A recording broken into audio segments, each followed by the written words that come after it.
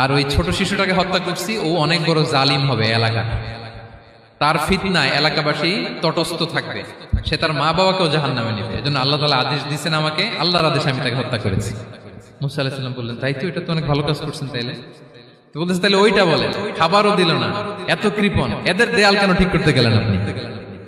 তখন তিনি বললেন যে আসলে এটা একটা ইয়াতিমদের ঘর ছিল, দুইটা ইয়াতিম শিশু, তাদের বাবা মা খুব ভালো ছিল, আর এই দেয়ালের নিচে আছে গুপ্তধন, এই দেয়ালটা পড়ে যাবে, এই গুপ্তধন তারা ছোট মানুষ নিতে পারবে না, এলাকাবাসী তাদেরকে বঞ্চিত করে নিয়ে যাবে।